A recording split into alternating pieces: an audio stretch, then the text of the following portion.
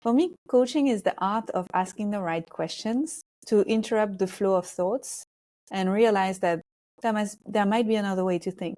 So who are you not to do it today? I'm asking you, you who are listening to this podcast, if you're not yet showing up because you're not talking in public, because you're not writing your book, because you're not doing your coaching, who are you not to do it? We wait for you. Money is just an amplifier. And that is something that people must understand in the spiritual community, because it is spiritual to have money. I want to invite everybody to show up. You know, everybody has something to share with the world.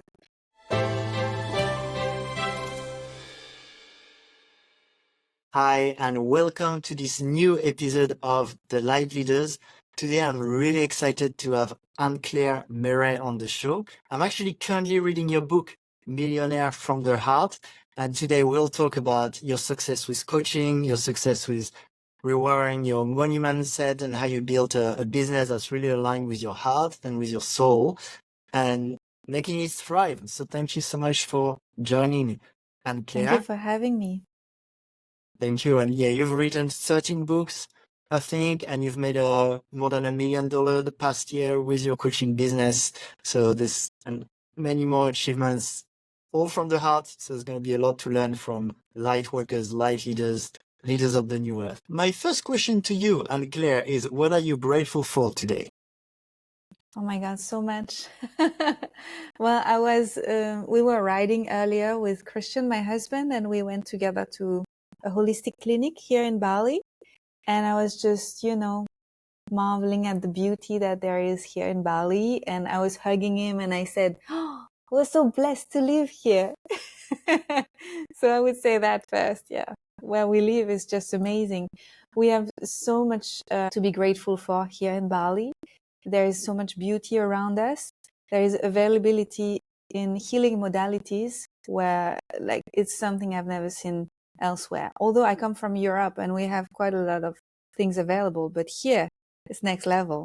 So this is just amazing. So I'm grateful for all of that. Amazing. Thank you, Anne-Claire. I'm also very grateful to be in Bali and to be reminded by the Balinese to be grateful, because gratitude and giving blessings is part of their everyday practice. We saw a lot of ceremonies on our journeys this morning. Yeah. Amazing. Yeah, Anne-Claire, tell me a little bit how you got into coaching.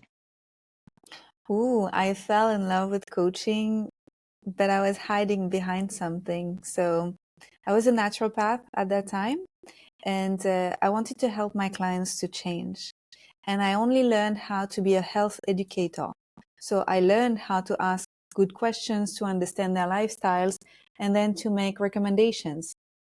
But that didn't make me someone that could help them change, because it's different to give recommendation, advice, knowledge, and help someone change. And I was also a EFT practitioner at the time. EFT meaning emotional freedom technique, tapping, in order to help people move their emotions and, see other perspective by shifting their emotional state. But I felt sometimes helpless with my clients. And then I had a training in Matrix, which is Matrix re-imprinting. It works with EFT. And my trainer, which was in London, an Indian woman who was based in London, she said she had a coaching training in India. And I looked at her and I was like, coaching? Well, I really admired her. She's an amazing woman. And because she was teaching coaching, I followed her all the way to India to learn coaching. Just, it was very spontaneous. It was a very spontaneous choice. Actually, I turned out to be the only European person. Everyone else was Indian around me. It was really fun. But they made a real effort to speak English at all times. And yeah, that's when I fell in love with coaching. And when I was there, I understood why. I was the one who needed to change. I was the one who needed to understand how to change my mindset, but I didn't know that. I thought it was because of my job. And then my whole world shifted, understanding how my thoughts create my reality. And I had a sense of it a little bit before, because I was already meditating and I had practices, but it's not the same to have a proper training in coaching. And I know, when you understand what it means to really coach yourself and to coach others, this is next level. You can really shift your whole reality. And that's what happened for me. There was a before and after coaching. Amazing. How would you define coaching? For me, coaching is the art of asking the right questions to interrupt the flow of thoughts and realize that there might be another way to think. There might be another perspective, something I haven't seen before. And then you can reframe the thought, and then you can create another choice, a whole other course of life. Because you take a breath, you see that there is something else, you entertain new thoughts, and then you decide to choose new beliefs. And then you step into action in a different way than you used to do before. And then you create new habits, and then your reality is different. It's just awesome. How do you define it? I'm curious. Well, I would define it very similarly in the pure, let's call it life coaching. But then when it comes to doing something more niche like health coaching or business coaching, I feel often there's a blend between the pure ask questions and get your own answers, which is, according to me, like, yeah, ask those powerful questions. You get your answers from within the pure coaching. Yeah. And something that might touch more into the teaching or the mentoring, which is, I feel if you are, if I'm a business coach, for example, I'm going to ask powerful questions. At the same time, I'm probably also going to have strategies that I may suggest or best practice that I may suggest. So I feel like coaching is this, and when it's niched, a blend of some teaching and mentoring added on top of this. Yeah. Yeah, I agree with you. And I'm very mindful about that. And when I coach someone, or even in my groups, because I have group coachings and I have online programs, I tell them, I say, here is my mentor hat. That's my experience. I'm going to share an anecdote with you and something that might have helped you save time. And here I'm a coach. I'm asking you the right questions so that you can understand that you're going to find your way, and your way will be different than my way. And I cannot know for you, but maybe I'll help you save time because I've made some mistakes on the way. And yeah, I made it on the other side. So if I can help you, I help Amazing. So you have those two halves, the coach and the mentor. you. Yeah. And I like that you're very clear when you're in the Yeah. coaching role and when you're in the mentoring role. Yeah, I think it's important because a lot of people are very easy, I would say, to influence in a way. When people are lost and they think that there is only one way to do. Anne-Claire made it, she's a millionaire and she did that. Well, it doesn't mean that's going to work for them. So I'm very clear about that. And I'm very generous of what I'm sharing about my journey, but I'm also always bringing them back to their own power because everybody's sovereign and everybody has a different journey. But we have similar points of resistance, similar fears, similar challenges to overcome, and that's what I can share about. Amazing. Yeah, there's something powerful about mentoring for sure and helping people do it faster because you have walked that path and you have keys. But then with coaching is twofold, I feel. There's one part which is I'm getting my own answers, so it lands so much deeper if someone tells me. Yeah. And there is another part which is, yes, I'm different than you, and so maybe together we'll arrive actually at a different conclusion of what's right. So Yeah. even if we arrive at the same conclusion, it's more powerful, and we may end up somewhere else. Totally. So thank you for this. And now you're mainly helping other coaches, right? And let's say light workers, light leaders grow their own coaching business. Am I correct? Yeah, that's mostly the people that I attract now. And also, I don't do one-on-one coaching anymore. I do group coaching in the form of retreats. I have a retreat coming late July. I had one in May too. And then I have mostly training. So I train coaches with my program called Coach from the Heart. I've had already 6 seasons, but never in English yet. It's been only in French. So I've trained 400 plus coaches. And yeah, I might do it in English. I don't know yet. And then I have online programs. So I help people through videos. So it's basically coaching videos. I explain about a topic and then I dive deeper and asking them questions. So I speak them out loud and also they're written below the videos. And then I have a support group. And there is so much magic happening in those programs. It's just beautiful. I love it. And I love how I diversified my job because I have books, I have online programs on demand that people can do all year long. I have online programs which have a start date and everybody does it at the same time. And there's a lot of support in the group for like 8 weeks. And then I have retreats, events, things like that. So it's really not boring. I'm busy. I'm quite busy, but it's fun and I love it all. And I coach on topics that I love. And I really enjoy working with holistic practitioners and I would say light leaders, as you say, because I know what it takes. I know what it takes to have worked on yourself. And usually we've suffered from something or we were really curious about a topic because there was, I would say, a source of pain or something that wanted us to witness that there was something to shift inside of us. And then we did the work. And I know it takes a lot of work to do the work.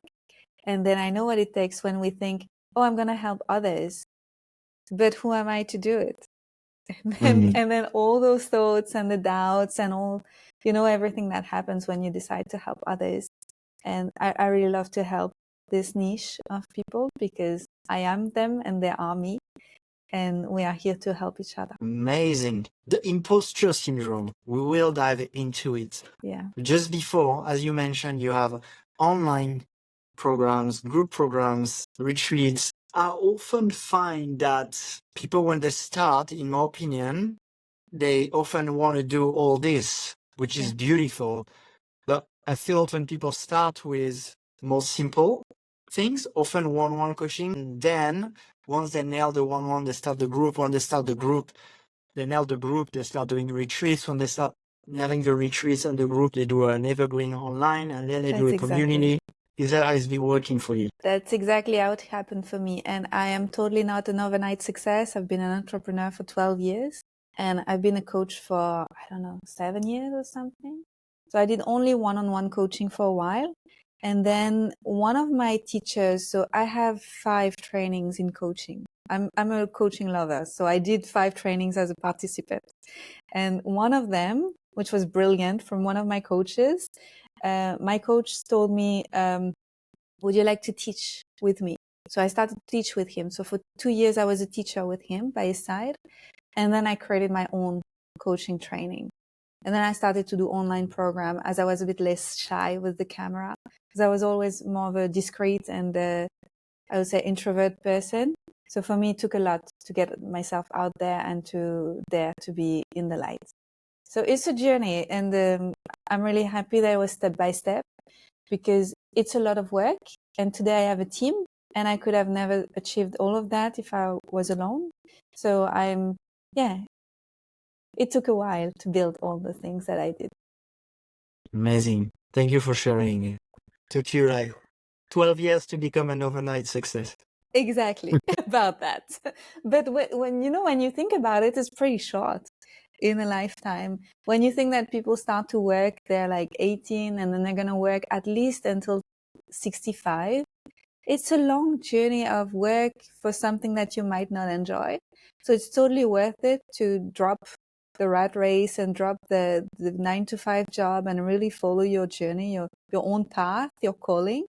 Because if it takes only 10 years to make it, to really make it, then you have still so many beautiful years ahead. It's totally worth it. Thank you. Yeah, I love that because I find that in the coaching world, as well as in many internet online careers, there is sometimes the perception that it has to be super quick. Like people start coaching and they see a few videos about how you can become a millionaire coach with a 3 months training, and then after 3 months they're like, where's my $1 million? It's the same with some MLMs. It's the same with some trading trainings. It's the same with some drop shipping trainings. There's also in coaching. Yeah, you need to learn, you need to gain experience, you get better with time. And so it's good to give it a little bit more time. It's good to be ambitious, but also give it some time. Yeah, I think what's important is just to be able to make a decent living when you're on your way. I was never wanting to be a millionaire. That was not my vision, my goal in life. I wanted to have a good life balance. I wanted to find inner happiness and inner peace because I was very anxious in the past. I had anxiety and I had a lot of insomnia. I was very much afraid of a lot of things. So my journey was a healing journey, becoming a naturopath and EFT practitioner and coach. I did it for me. I did it to understand myself, to have a good life, and then I shared it with others. And it came from such a genuine place that I want to be happy and I want to help others find their own way too. That I think that's why it worked, because I didn't do it for the money. I didn't do it for the fame. And, I wanted to be hidden. I wanted to be like, oh my God, nobody looks at me. I didn't do it to be seen or to be rich. I did it to be at peace and to serve. And that's why it started to work. And then ambition started to show up. I was more and more ambitious, like understanding that, oh, so I've lived like that my whole life, like thinking that that's how I'm supposed to live. But actually there are people who are living on another dimension where there are like more resources and things become available suddenly. And like, can I live in this dimension too? And then I started to create it. So it's super interesting how it happened, because I've seen other people who have an opposite journey. They were first ambitious and they were first willing to create the fame and the big impact and a lot of money. And then they kind of burned out and they were super tired about it. And then they said, yesterday I wanted to be rich. Now I'm wise. I want to be happy. And I'm very grateful that I did the opposite. I wanted to be happy and at peace. And then it led to actually prosperity. That's pretty cool. Amazing. Yeah. Having it all. You can have it all.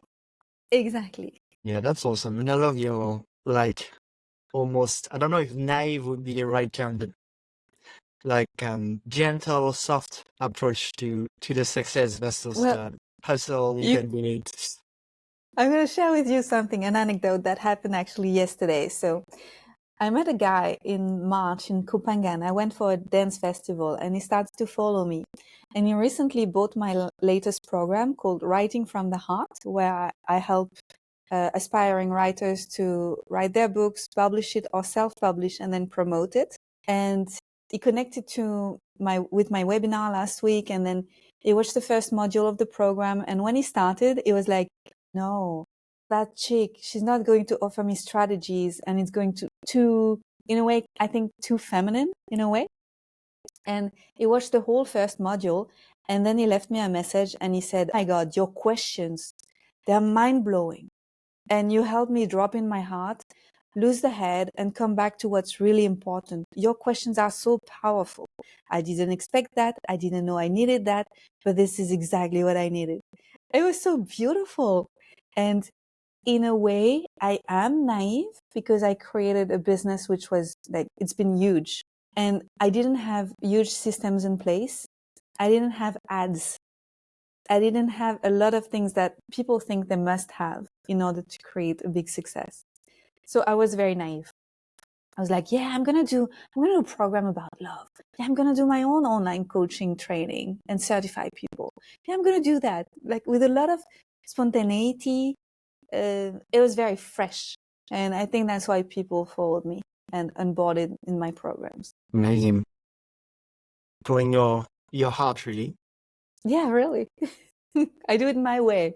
So how much do you find there's a balance between following your excitement and adding some strategies? One example is sometimes I hear people have a bit of a shiny object syndrome. The light workers, they follow the excitement, they do all these things. Sometimes their excitement is to do an online program. They start recording a bunch of videos, but they haven't really found product market fit. So it's videos about well-being, about a lot of things they know, without a validation that there was a market for it. So how do you find the balance between, do something that excites me, and I am aware that it's also about what people need and how I can speak to them and deliver it in a way that's helpful and marketable? Well, I would say it's all about connection. You have a connection with your audience. So first, you need to have an audience in order to sell them something, to offer a service, a product. And you create connection about something that you're passionate about. And I've never done a program or created something, an online product, without before having warmed up my community for months or years. So for example, writing from the heart, I already previously created another program. No, first I had a workshop in Paris several times, how to write a book and be published, for only 10 to 15 people. It was always full. So I thought, there is something there. People are really interested. And then I got a lot of questions from my peers and from people following me. And then I started to talk about it online, make posts about it, make stories about it, lives. And then I understood they needed more. So then I created an online product. First, it was the kind of a small one that I had online for a few years. And now I made a bigger one because I have more experience. So all of this took time. I didn't one day wake up and think, I'm going to do a program about that. And I think that's something that a lot of people miss, that you need to create a connection about a certain topic before selling about it, because people are not waiting for us. And we need to build up credibility. We need to build up connection about a theme that we're really passionate about. And I really think that passion is magnetic. So the more you share about something that you truly love, the more you will attract people who want more of this information, more of what you're passionate about. And then they will buy from you. So it's all about this connection that you nourish. Don't ask what the world needs, because that was the quote. Don't ask what the world needs. Ask yourself what lights you up, because what the world needs is more people who do what lights them up. Exactly. And you know what? Some people, they say, I bought your program because I come get my shoot of Anne-Claire, like a drug. Like, I come to plug into your energy because you're so passionate that I want to go back to that space. I want me to live that way. So it's, I know that's what I share with people. Amazing. That's how you grew your, I don't want to call it business anymore. I want to call it isness in your case. I love the way you say it. But I'm also very committed. So to come back to your question, I'm a very committed person. So when I start something, I do it, That's why I wrote books. It's a long format, everybody's like, they do reels, 30 seconds, 60 seconds, 90 seconds. Now it's all about short formats. But I like committing to a project that's going to take me a year, a long time. Also, I'm very committed in my relationships. I'm someone who is full on. I'm all in. And this is important too, because I don't start something and then I drop it and I go to the next shiny object, as you said. And well, living in Ubud and Bali in general, I've seen that there are a lot of people who are kind of floating around and like, oh, I'm going to do this or I'm going to do that. I no longer feel like it, so I'm not going to do it. But hello, I don't always feel like writing my books. I don't always feel like, doing stuff like editing my videos last week before my program opened. I felt like cuddling with my kitties, but I did it anyway. And I'm proud that I did it anyway, because we don't always enjoy every task that we must do. But for me, it's a little bit like instant gratification and delayed gratification. Yeah.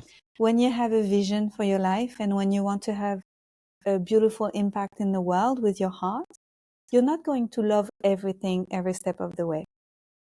The important thing is that you do things that are aligned with who you are, so that you don't dilute yourself. But not everything you're going to love. Let's be honest. I don't love spending so much time behind my computer all the time, like my posture and my eyes and all the things. But I've made peace with it because it's so beautiful to be able to share. And it's like a season of life. And I think a lot of people are missing that too. If you really dive deep into your work for like 10 years, then you're going to have a next season where you're going to have people that work for you and you're just going to leave them messages in the morning. That's my season now, more of my season now. I leave them messages to my people and they do a lot of things for me. So I have more free time. And it's just chapters like this. Amazing. It reminds me of something I really appreciate from the book A New Earth by Eckhart Tolle. Have you read it? Yeah, I've read it. I loved it.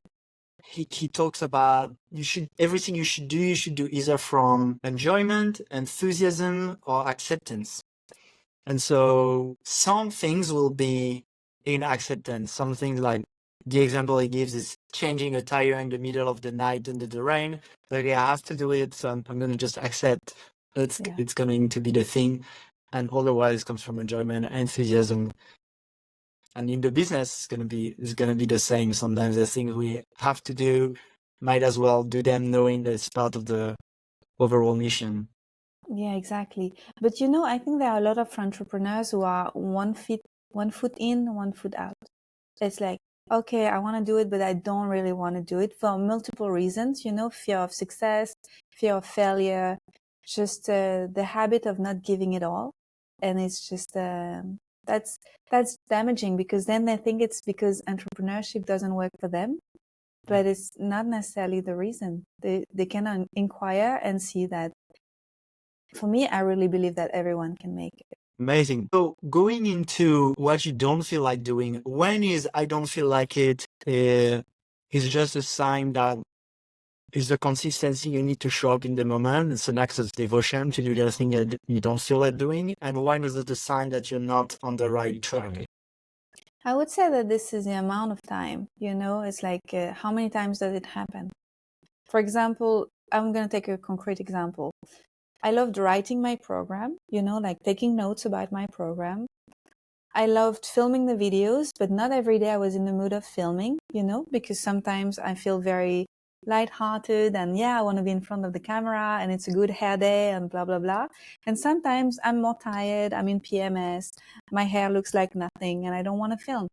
But anyway, I'm going to put some makeup, some mascara, and I'm going to put the click on and I'm going to record anyway because I must do it. And then there's the whole editing part, which I don't like because that's not my genius zone. But I shared it with my team. Some of my team did it and I did the other part. And so it's teamwork. And I'm doing my part too. And so I would say it's the amount of it, the spark was there and the essence of it was there. And the vision was there that I'm going to help aspiring authors to put their word out in the world and from the heart space. And I'm going to help do that with the least mistake that they can do, because I'm going to chew all the information for them and make tutorials and everything so that it's easy for them. So the vision is bigger than my resistance. So I would say this is all of that to consider. So if the vision is not great because you're doing something that you think that you must do instead of something that you want to do, that's the big difference. So also I catch myself sometimes when I think, oh, I must do that. I'm like, no, I want to do that because it's part of my big vision.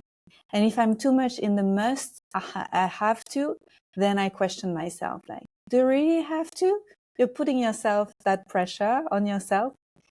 Maybe that's not for you. Maybe you can drop it. And sometimes I drop things, but it's pretty unlikely with me.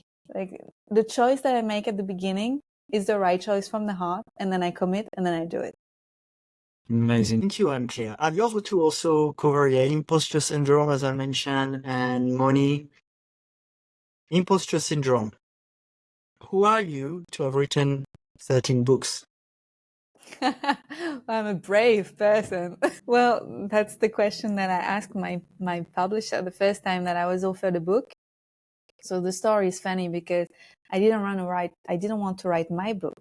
I came to help someone, an elder from Sri Lanka, who wanted to write a book about Ayurveda. And I wanted to be his assistant. And I went to publishers, and one of them said, we don't want to do that book that you're offering, but we have another book that we can offer you, Naturopathy for Dummies. Do you want to write it? And I was like, oh my God, who am I to do that? So that question was big. But it was actually perfect. They said, you're just out of school, out of naturopathic school.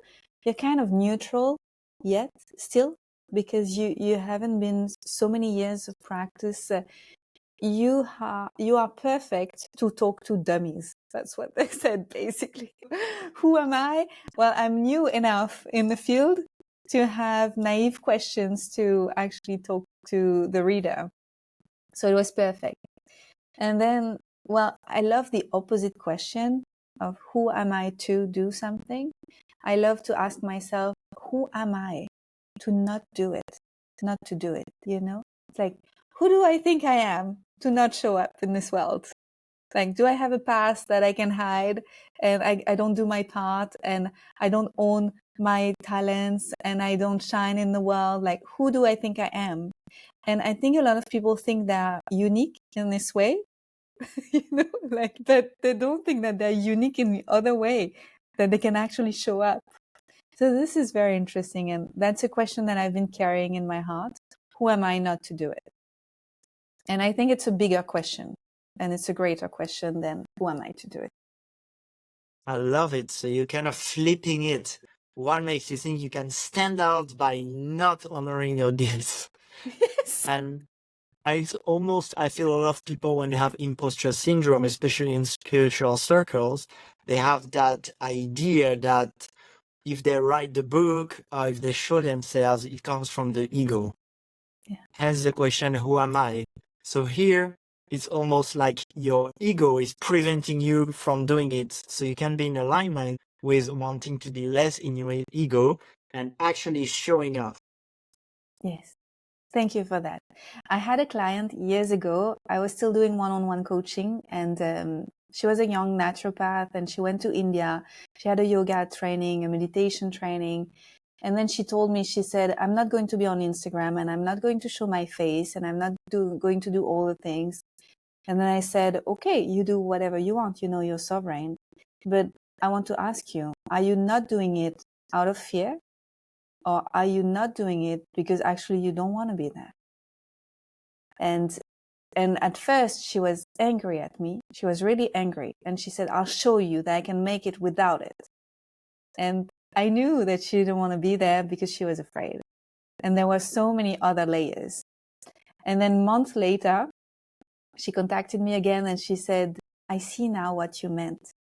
Because if I do something that is actually egoless, I show up because it's not about me. It's about my message. And yeah, everything changed after that for her. And that's also what happened for me, because actually it's giving me emotion right now, because I didn't want to be online. I didn't want to be, I didn't want to talk in public. And then the message became so big and the questions I was asking myself were so big. And I was thinking, what if everyone would ask themselves those questions? My God, the world would change so much. So I have to do it. And my voice counts and everybody else's voices count. And we need to be more people speaking those voices of something else is possible. And then all together we're going to be heard. And it's like planting seeds, and then people start to wake up all over the world. So who are you not to do it today? I'm asking you, you who are listening to this podcast, if you're not yet showing up because you're not talking in public, because you're not writing your book, because you're not doing your coaching, who are you not to do it? We wait for you. We can only go so far. I can only touch so many people. But if you are by my side, we can do so much greater together.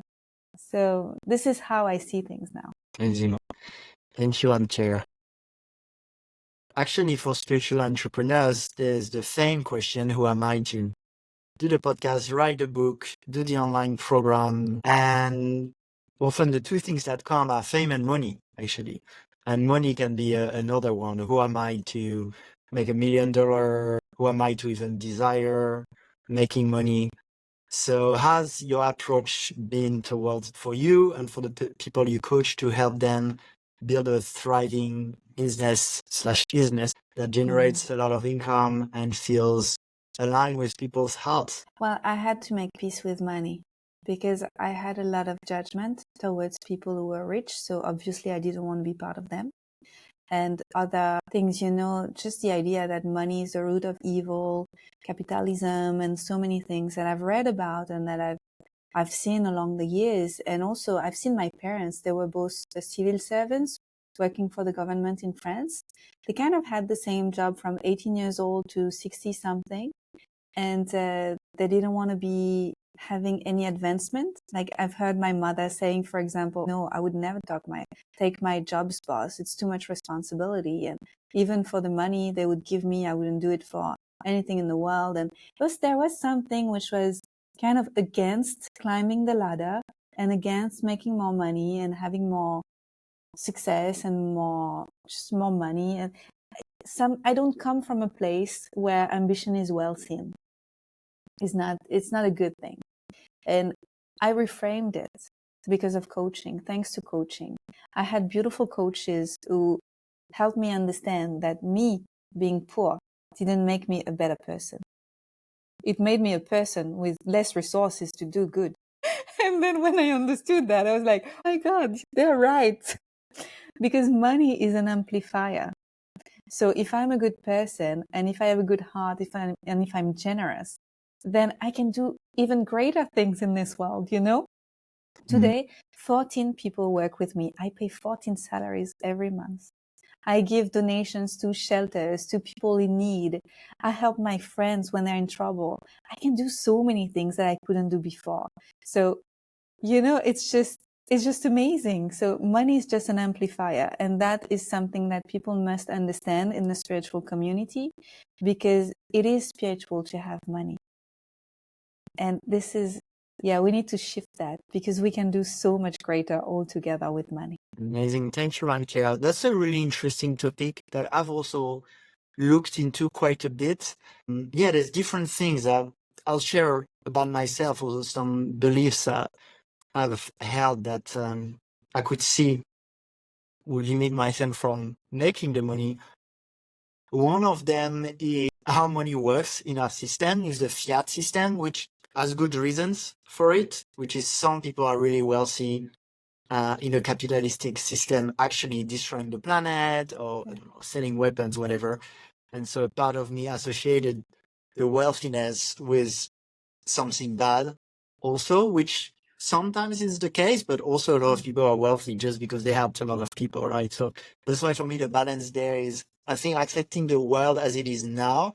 I'm actually at peace with having more financial abundance in the current fiat system, so of centralized money. And at the same time, we have been working a lot on democratizing cryptos and doing my online programs that are on Udemy on cryptos, because I could feel now I feel I've a lot that I'm happy to be wealthy in dollars, but I still have a preference for being wealthy in Bitcoin, let's say. Yeah. Well, you can be both. Yeah, you can leave dollars. So that's one.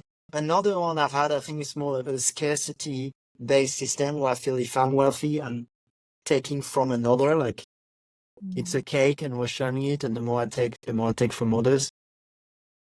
That's something I had. And also responsibilities, which is, it's interesting, the word responsibility, often we feel something we carry on our shoulder, but I like to see how it means responsibility, an ability to respond. So instead of something heavy, it's like, no, just have the ability to respond.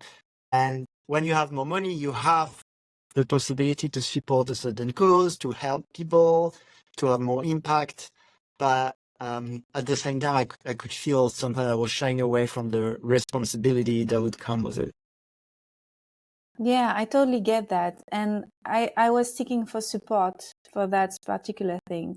When I started to make more and more money, I hired someone, a CFO, and he's very heart-centered and he's helping other heart-centered entrepreneurs to make meaningful investments and things like that. So for me, it was very important to have someone to help me because I'm good at making money. I'm not good yet, or I'm becoming good thanks to him at making money with money.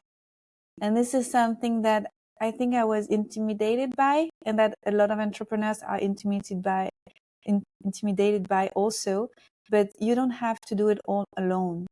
There are people who understand that are heart-centered and that can support you to find the right investments for you, to understand how it works, and yeah, just seek support. You're not alone in that. Amazing. Yeah, thank you. I love this because I find the coaching world with a lot of solopreneurs. I think it's important to have coaches that support you, peers like a mastermind, people who do it at the same time as you, and when you start generating the abundance, to a team also of people. Yeah, this is so valuable.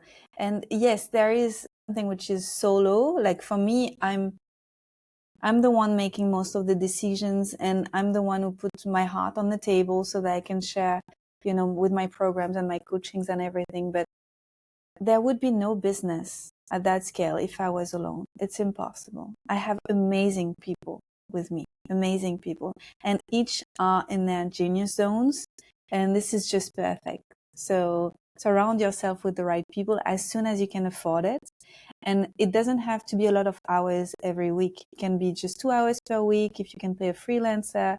And then when you make more money, it's like 10 hours, and just make it grow as you grow yourself. Amazing. And do you use AI much also to support the growth of your business? Not much. I use it, I would say, for two reasons mainly. One is correct my English, because I'm very careful at not making too many mistakes. So that's one thing, the translation piece. And the second one is I like to use it for, how do you say it? Skelette, like layout for something. Like, for example, if I have an index or if I have the modules of my next program or something like that, I would put it into AI and I would say, what did I forget? What else can I add? Because then they will pinpoint things like, you could talk about that. And maybe I didn't think about it. Yeah. And that's two main reasons I use it. Otherwise, not much. That's not really my thing. I'm really much more like, I like to be creative and, so for now, that's it. But then in the future, I don't know. With my team, we've been trying to find a solution for me to film my programs only in one language and then to be able to duplicate in multiple languages. But for now, it doesn't look natural enough. So my two latest program, I filmed everything in English and in French. So it's double work, but for now, the quality is not there yet, but it's coming. Amazing. Yeah. Thank you, Anne-Claire.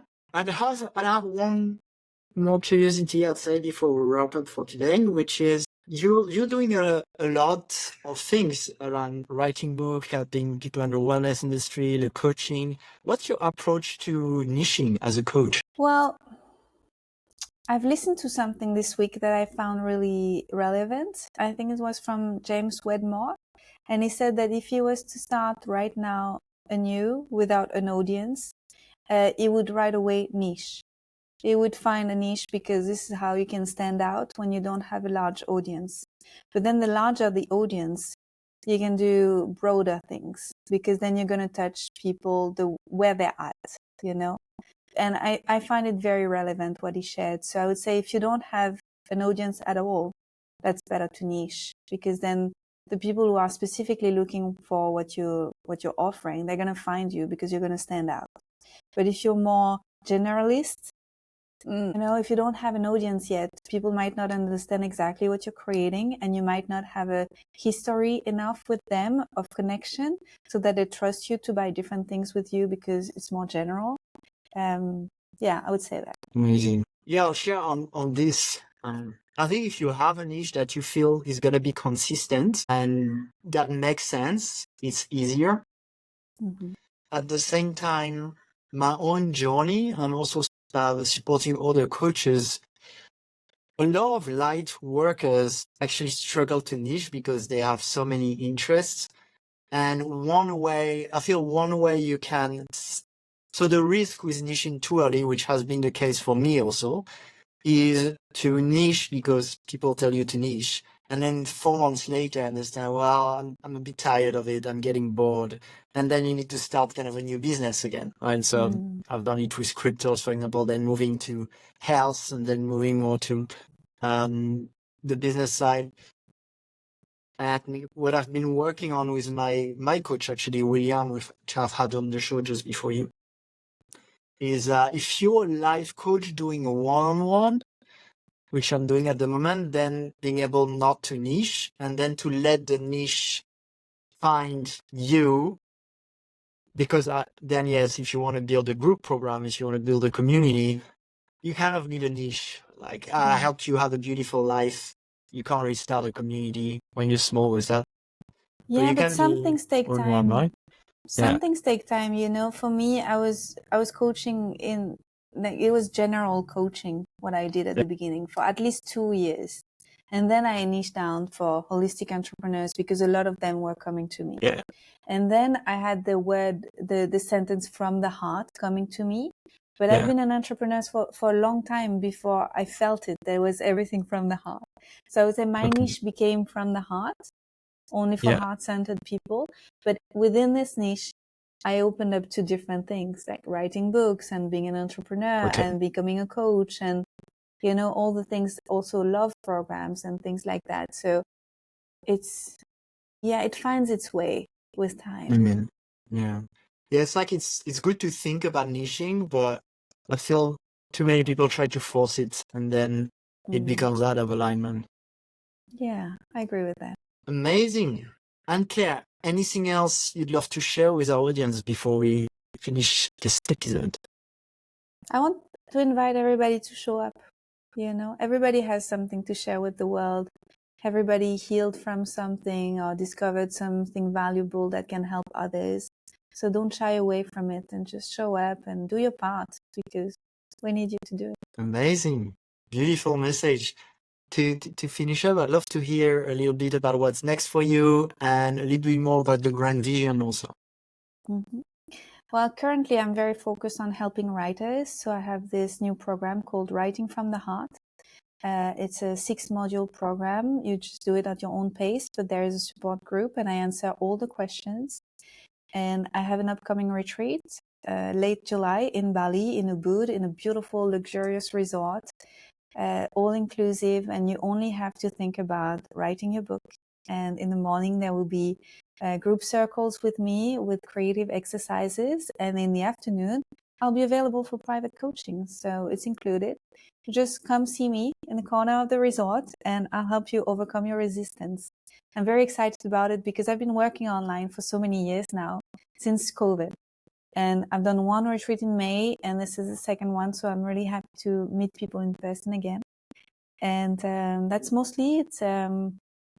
Yeah, and then I have online offers. I help people overcome their challenges with money and with love and becoming coaches, which are thriving and working from the heart. Amazing. Exciting. Thank Yes, you. it is.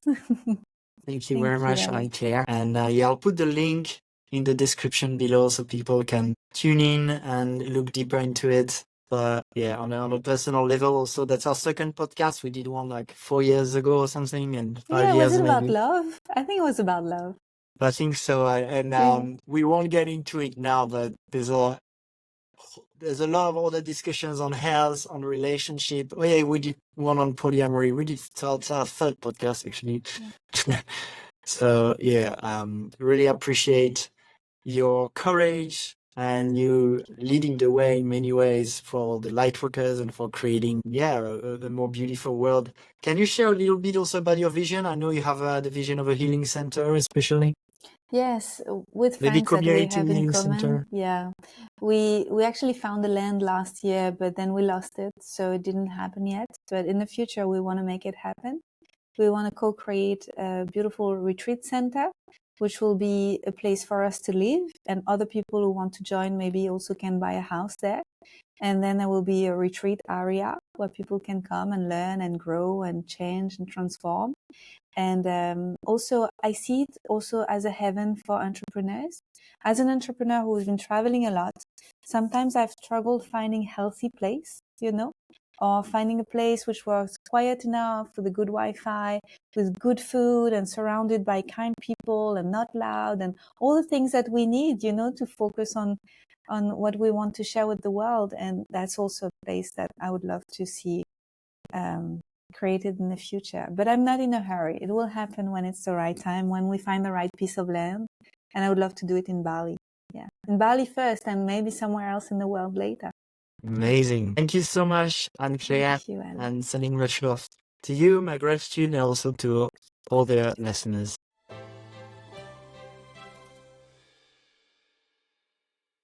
Thank you so much for watching this episode. If you enjoyed it, please hit the like button. I'm Alex, and I am passionate about helping light workers and leaders of the new us grow their soulful business.